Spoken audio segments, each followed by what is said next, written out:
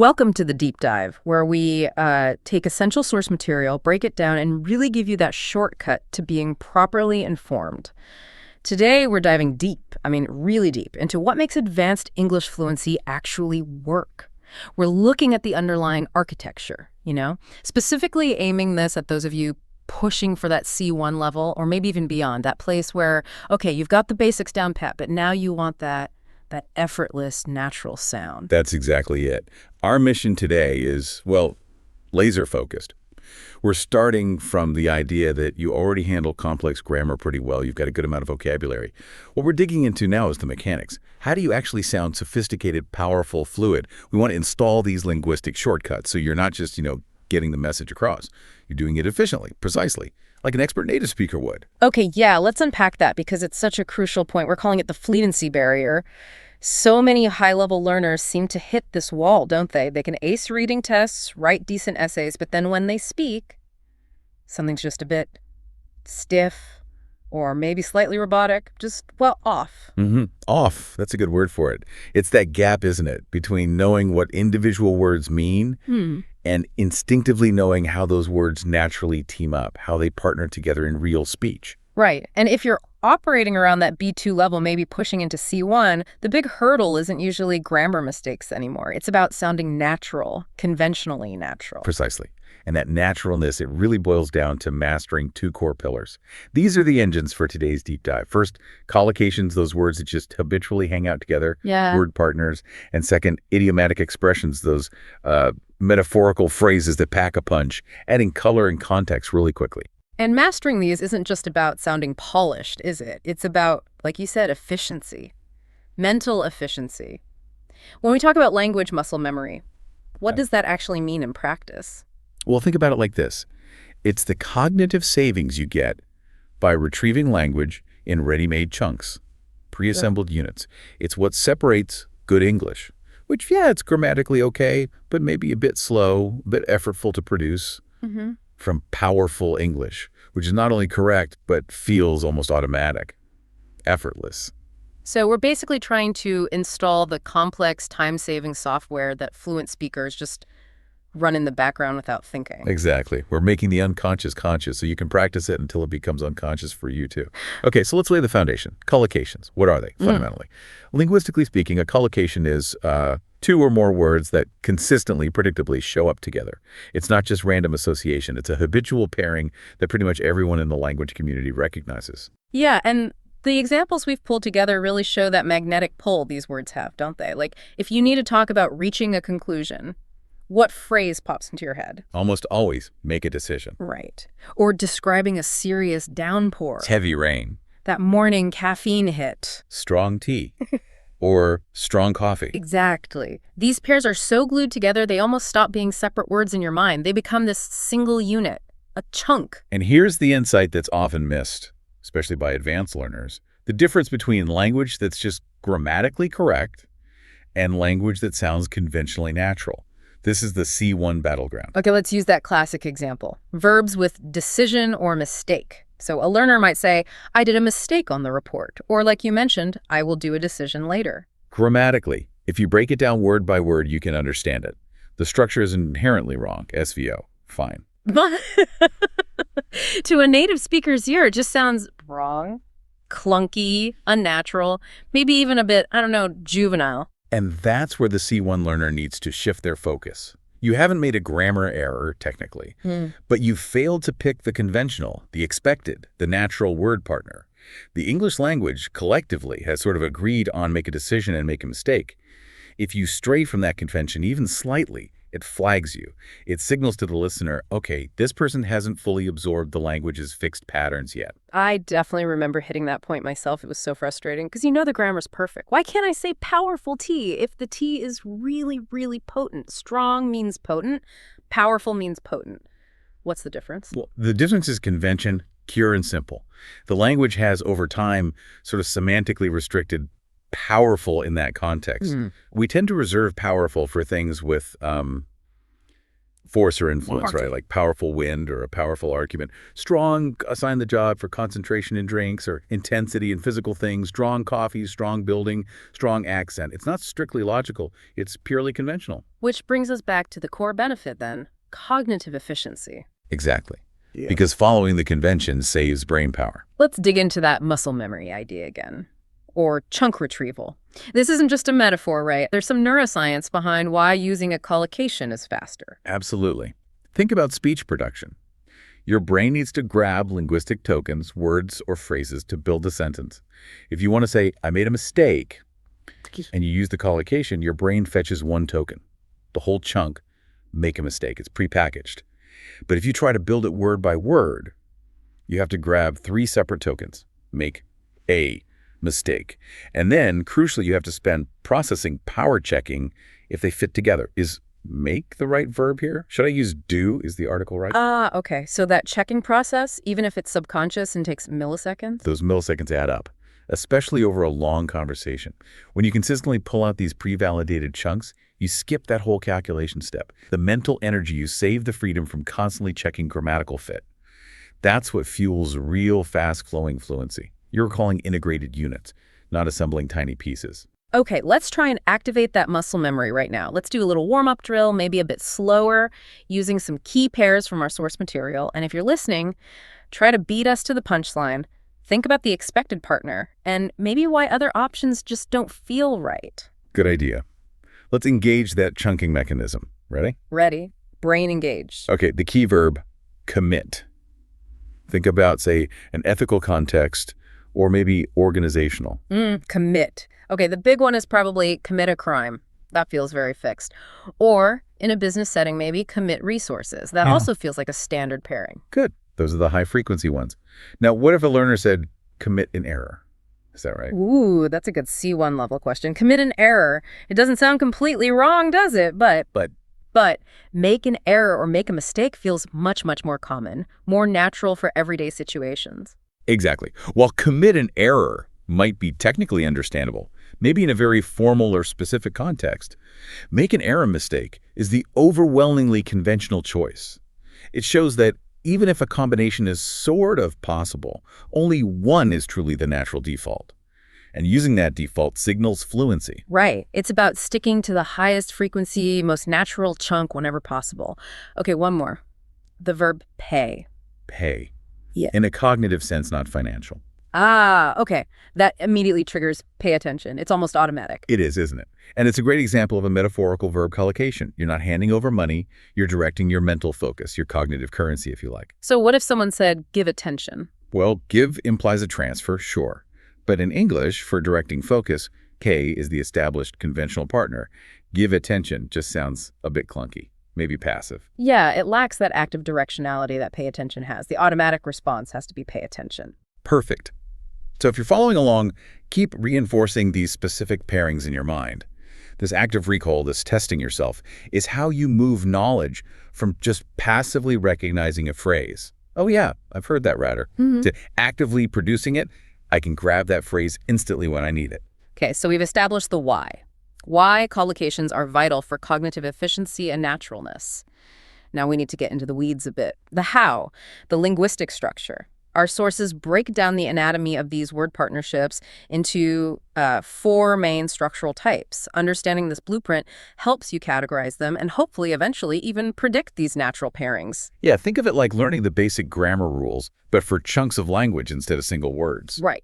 Let's start with type 1. This is often a tricky one for learners because the verb can sometimes shift its meaning quite a bit. It's verb plus noun.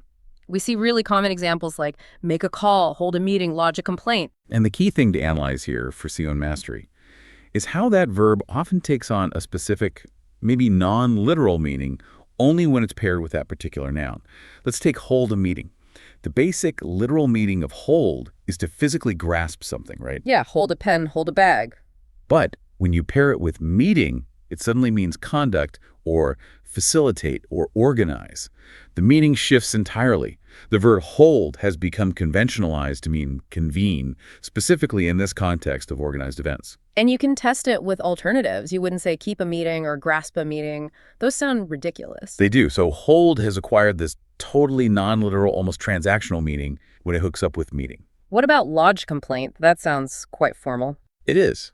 And it's another great example. If a learner looks up verbs that go with complaint, they might find make or file. And make a complaint is perfectly fine, very natural. File a complaint is also common, especially in legal or official contexts. But lodge a complaint is often the preferred conventional choice in slightly more formal, maybe bureaucratic situations. It signals a specific kind of formal submission. Choosing lodge over make can signal a more advanced, perhaps domain-specific vocabulary. Interesting. So for verb plus noun collocations, the secret sauce is understanding the specific context that magnetizes that verb to that noun. Make often for actions or creations, make a decision, make a call, hold for convening events, hold a meeting, hold a conference, lodge for formal submissions, lodge a complaint, lodge an appeal. Precisely. Okay, moving on to type 2, adjective plus noun. Here, the fixed pairing is usually about establishing a very conventional sense of intensity, quality, or type. Examples like heavy rain, strong coffee, strong accent. This feels more about nuance, doesn't it? We already touched on heavy rain versus, say, big rain. Heavy just is the word we use for volume and force of rain. If you said powerful rain, like we discussed, it sounds a bit poetic, like creative writing, not a standard weather report. Exactly. Or let's take speech patterns. Strong accent. A learner might be tempted to translate directly from their first language. Maybe in their language, they use a word closer to powerful or heavy to describe an accent. So they might try powerful accent or heavy accent in English. But do those work? Well, powerful accent sounds quite odd, but heavy accent, you do hear that sometimes. Okay, so what's the difference between strong accent and heavy accent? Strong accent is the neutral, standard, high-frequency descriptor.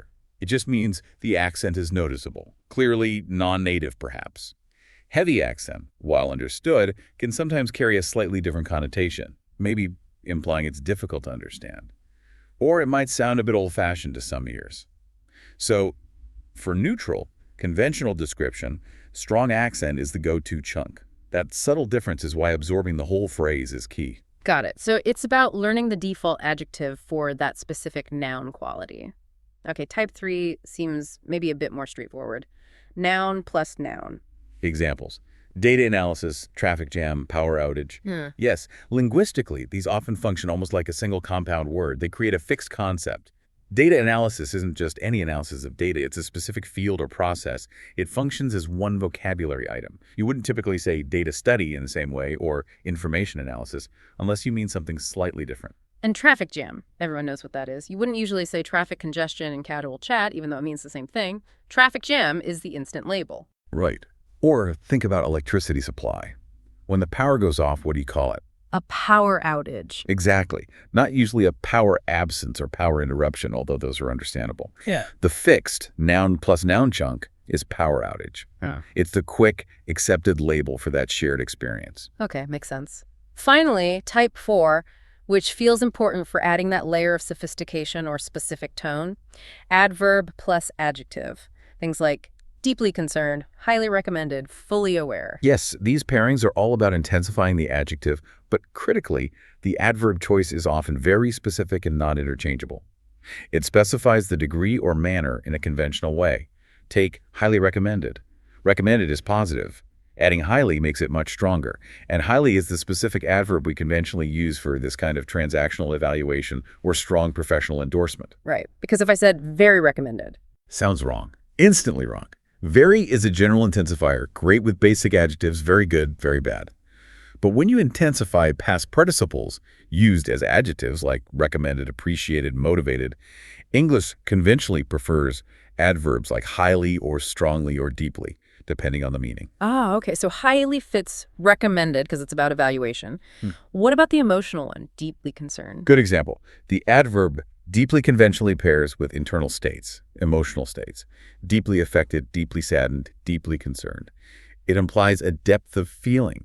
If you said highly concerned, it would sound odd. a bit transactional maybe, because highly doesn't usually connect to the magnitude of an internal feeling in the same way deeply does. Wow, okay. So the adverb choice is tied to the type of adjective: emotional, evaluative, factual. Exactly. It's semantic matching based purely on convention. This level of detail, this awareness, is precisely what helps C1 learners move from just being correct to being truly nuanced and sophisticated. It really shows you have to learn the whole chunk, the adverb and the adjective, together. Absolutely. Yeah. And theory is one thing, but embedding it needs practice, active practice. So like we did before, let's do that auditory practice again. Build the muscle memory. Repeat these chunks right after you hear them. Ready? Yep. First one, Here. make progress. Pause. Make progress. Next, gain experience. Pause, gain experience. Okay, focusing on that noun plus noun rhythm, Traffic jam. traffic jam. And let's do an adverb plus adjective for sophistication. Highly successful. Pause, highly successful. Good. Repeating them aloud like that, you're literally forging the neural pathway. You're linking those words together so your brain sees them as one unit, ready to be deployed quickly in conversation. Okay, so if collocations are the solid, fixed infrastructure of natural English, then idiomatic expressions are like the decoration, the personality, the expressive overlays. Yeah. We're shifting focus now to phrases where the meaning isn't literal at all. It's metaphorical, and they add so much color and speed. Yeah, idioms are often the real hurdle for comprehension, aren't they? Especially at C1. You hear them constantly in movies, podcasts, casual chats, even in business meetings. And if you don't get the metaphorical leap in a phrase like, say, go the extra mile, you completely miss the speaker's actual point. Completely. Yeah. You absolutely cannot translate them word for word. It just doesn't work. You have to learn them as single semantic units, just like collocations, but with that extra layer of figurative meaning. Let's try and organize them a bit, maybe by theme, to make them easier to absorb. Good idea.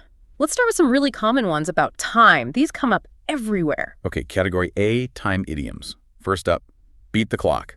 Ah, yeah. Sounds competitive. It often is. It's common in work or study situations with deadlines. It means you finish something successfully before the absolute cutoff time. There's a sense of urgency, maybe pressure, but ultimately success. You won the race against time. Okay. What about in the nick of time? Is that the same? Similar, but different flavor. Beat the clock implies you maybe had a bit of speed and planning involved. In the nick of time means you just made it. Like seconds before it was too late, barely. It always carries that little bit of drama, that close shave feeling. Got it. Beat the clock, finish efficiently before deadline. Nick of time, almost missed the deadline. And what about working nonstop? For that, we have the simple, universally understood, around the clock. Means 24 hours a day, continuously, without stopping. If a team is working around the clock on a project, you immediately understand the intense, sustained effort involved. Okay, time idioms covered. Let's move to the workplace. Category B, work idioms. These are crucial for professional communications, setting expectations. First one is a bit of a downer, but common. Back to the drawing board. Yeah, nobody likes hearing this one. Yeah. That means the initial plan, the design, the proposal, it's failed completely. You have to scrap it and start all over again right from the beginning. The initial planning stage, the drawing board, it signals a total reset is needed. Ouch. Okay, more positive now. A phrase you hear everywhere in innovation and problem solving. Think outside the box. Yes, this is practically mantra in some fields. It means you need to abandon the usual, conventional, safe ideas. You need to challenge assumptions, look for novel, creative, maybe even unconventional solutions. Break free from standard thinking patterns. And the third work one we touched on earlier about effort. Go the extra mile. Right. This signals putting in more effort than is strictly required or expected, doing more than the bare minimum. If someone says they went the extra mile, it instantly communicates dedication, commitment, high standards. Okay, work idioms make sense. Final category, category C, emotional idioms. These add such vividness when talking about feelings. First one, over the moon. Pure joy. It means extremely happy, ecstatic, euphoric. It's very common, quite vivid, maybe slightly informal and hyperbolic. Saying, I was over the moon is just much more expressive and memorable than simply saying, I was very happy. Definitely paints a picture. Now, what about when you're just feeling a bit unwell? Not dying, just... The standard, polite, slightly understated way to say that is feeling under the weather. It means you feel sick or generally unwell, but usually not seriously ill. It's the go-to phrase for minor discomfort or illness in British English especially, but widely understood. Right. It's polite, doesn't require lots of detail. Okay, and the last one, for when things are just too much. at your wit's end.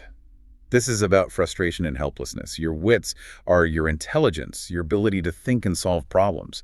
If you're at their end, you've run out of ideas. You're frustrated, maybe overwhelmed, stressed, and you just don't know what to do next to resolve the situation. It signals a real impasse. Okay, those are great examples. Now, how do we actually get these into our active vocabulary? We can't just memorize lists. No, lists are terrible for idioms.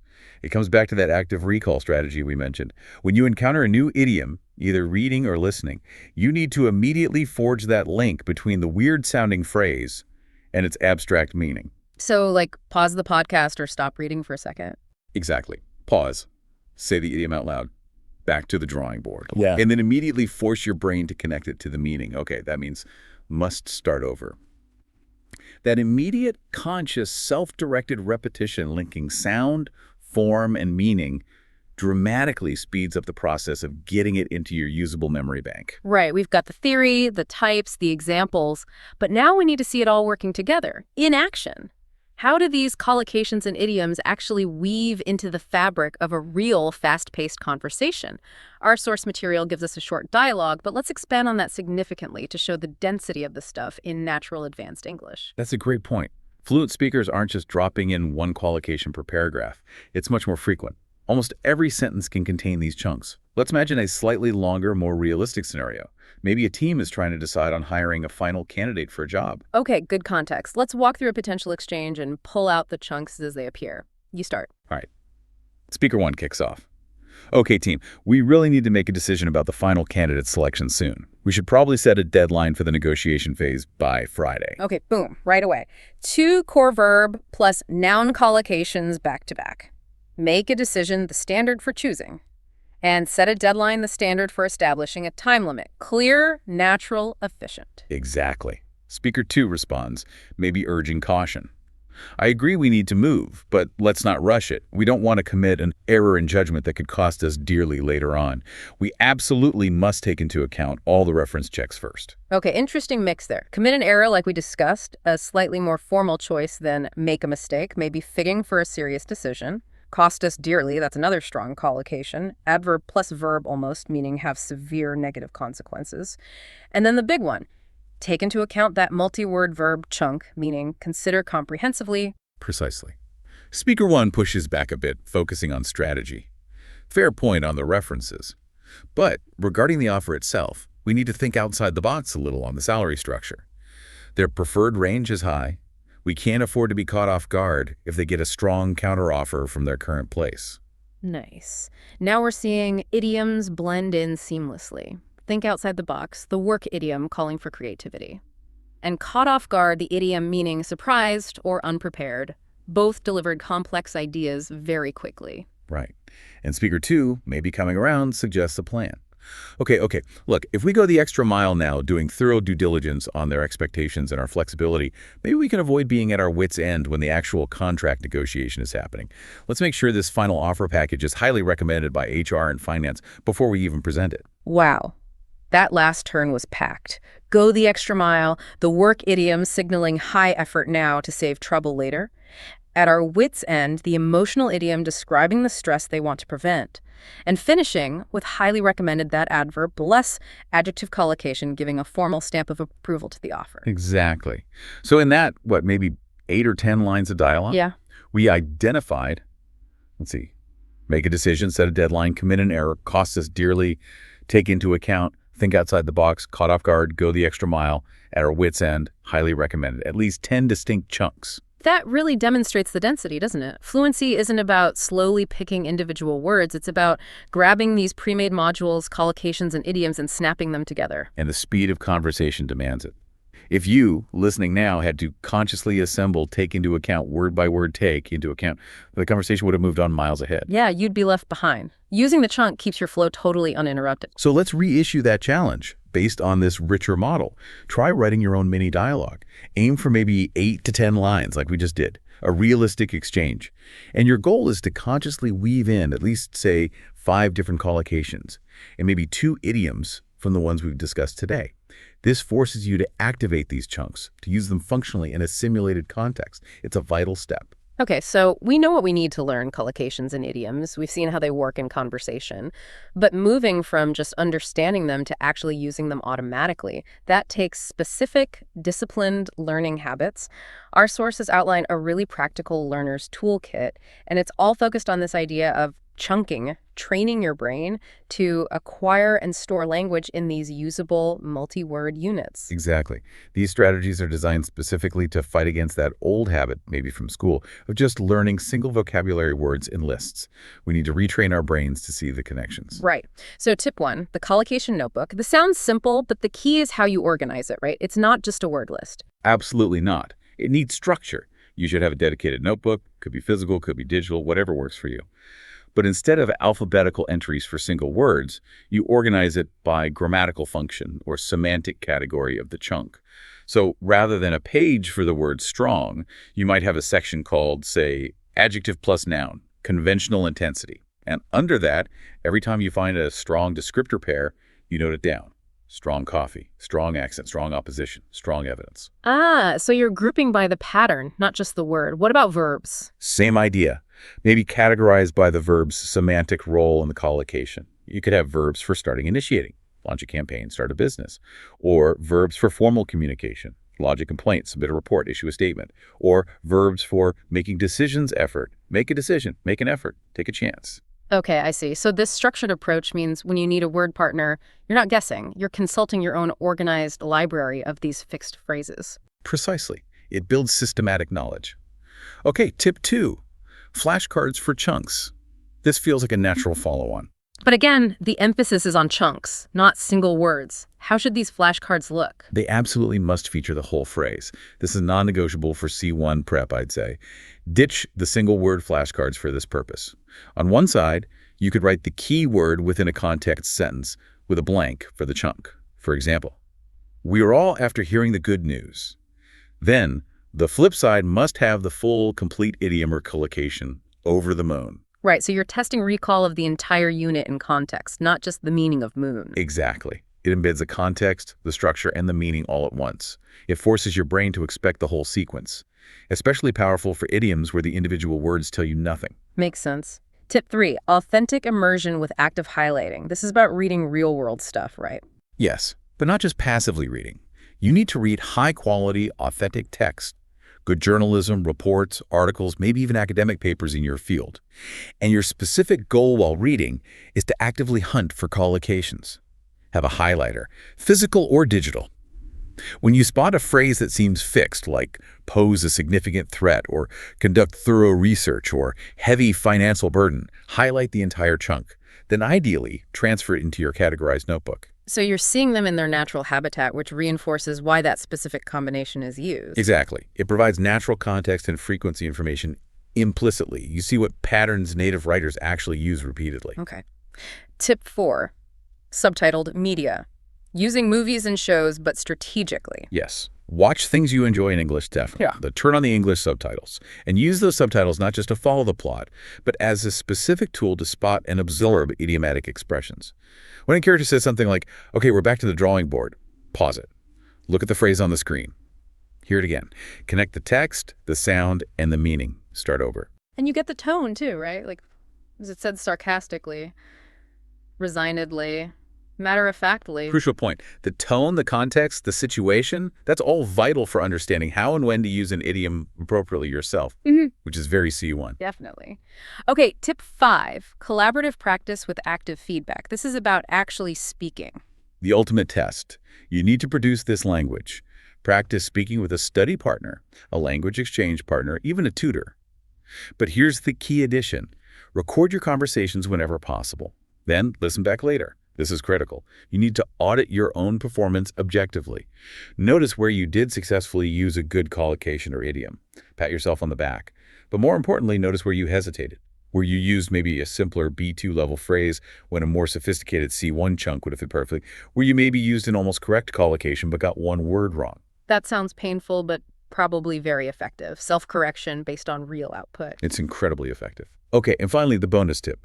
Leveraging technology when you're unsure. Right, because sometimes even with practice, you might wonder, is this the best partner for this word, especially in formal writing? Exactly. Don't just guess the convention. Verify it. There are fantastic digital resources designed for this. The two big ones mentioned are the Oxford Collocations Dictionary, specifically built for this, and corpus tools like the Cambridge English Corpus, or others like Cossier or Sketch Engine. These are huge databases that analyze billions of words of real English text and speech. They can tell you, empirically, based on massive amounts of data, which words genuinely partner up most frequently, and in which contexts. So you can check, for instance, does make or do collocate more strongly with research? Precisely. And the data will overwhelmingly show do research is the standard V plus N collocation. Using these tools removes the guesswork. It allows you, the C1 learner, to choose the most conventional, the most natural option with confidence, backed by data. That's powerful. Okay, we've covered the theory, the types, the application, the learning strategies. Now for the final, crucial step. Actively consolidating this knowledge, making sure it sticks. We've got 3 quick quiz sentences pulled from our source material to test your recall of the correct conventional word partner. Ready? Let's do it. And remember, listeners, the goal isn't just the right word. It's locking in the whole conventional chunk. All right. Quiz sentence 1. Yesterday, I amended a mistake on my report. What's the expected verb partner that goes with a mistake? Slight pause. Okay, the answer has to be made. Yesterday, I made a mistake on my report. That's the super high frequency standard verb plus noun collocation. Like we said, you might hear commit a mistake in some formal contexts, but make is the everyday go-to natural choice. Got it. Quiz sentence 2. The weather report says we'll have rain tonight. Thinking about describing intense rainfall, what adjective naturally partners with rain? Slight pause. And the answer there is heavy. We'll have heavy rain tonight. This goes back to that adjective plus noun category. Specific nouns often have very specific conventional intensity adjectives. Heavy for rain, strong for coffee or accents. Perfect. Quiz sentence 3. Before you sign the contract, please attention to the small print. Which verb combines with attention to mean directing your mental focus? Slight pause. That one should be pretty automatic by now. It's pay. Please pay attention to the small print. Reinforces our earlier drill. It's that fixed metaphorical verb plus noun chunk. No other verb really works naturally there. Excellent. And doing little drills like this, regularly testing yourself, maybe with those flashcards or reviewing your notebook, that's really key, isn't it? It's absolutely fundamental. You cannot overstate the importance of consistent active recall practice. That's what bridges the gap between passive recognition, yeah, I understand that phrase when someone else uses it, and active production. That phrase is right there on the tip of my tongue, ready to use instantly and correctly when I need it in a real conversation. It makes the knowledge usable. Hashtag tag outro. So let's just quickly recap the core findings from this deep dive. We've really established that getting past that C1 fluency barrier, sounding truly natural and advanced, depends heavily on mastering 2 specific types of linguistic tools. Right. First, collocations. Those predictable word partners. They're the key to achieving that conventional naturalness, that smooth, rapid fluidity in your speech. They make your English sound integrated, not pieced together. Exactly. And second, idioms, those metaphorical expressions. They bring the color, the vividness, the cultural nuance. They allow you to understand and participate in the faster, more expressive, more dynamic conversations that native speakers have all the time. And the point is, at this C1 level, just knowing grammar rules and vocabulary isn't enough anymore. You have to master these fixed conventions of the language, nailing both collocations and idioms. That's really the step that separates someone who just has good English from someone who sounds genuinely sophisticated and proficient. Couldn't agree more. It's the difference between correct and convincing. So we want to leave you with a very specific, very actionable challenge drawn straight from our material. Choose, let's say, 10 collocations and 5 idioms from everything we've discussed today. Maybe pick ones you feel less confident with. Perhaps make a decision, take into account highly recommended, and idioms like beat the clock or feeling under the weather. Your mission, should you choose to accept it, is to commit to using each of those 15 chunks at least twice, consciously in real conversations, emails, or even just thinking to yourself in English over the next week. That conscious effort is what forces your brain to start treating them as usable units, right? To internalize them and make them automatic habits. Precisely. And the provocative thought we want to leave you mulling over, the idea that kind of underpins all this cognitive retraining, is this. When you actively practice using these fixed chunks of language, you're not just improving how you sound. You're not just adding polish. You are fundamentally reprogramming how your brain actually processes and retrieves the English language. Once you successfully train your mind to grab these integrated chunks instead of painstakingly assembling sentences from tiny word bricks, you'll likely find that those big leaps in fluency, the ones you've been striving for, start to feel like they're happening. Well, genuinely, almost overnight. A powerful thought to end on. It's about rewiring for efficiency. Exactly. Well, thank you for joining us for this deep dive into building that language muscle memory. We really hope this advanced toolkit gives you the structure and the strategies you need to achieve truly powerful, effortless English. Keep diving deep into the language, keep practicing those chunks, and we'll catch you on the next deep dive.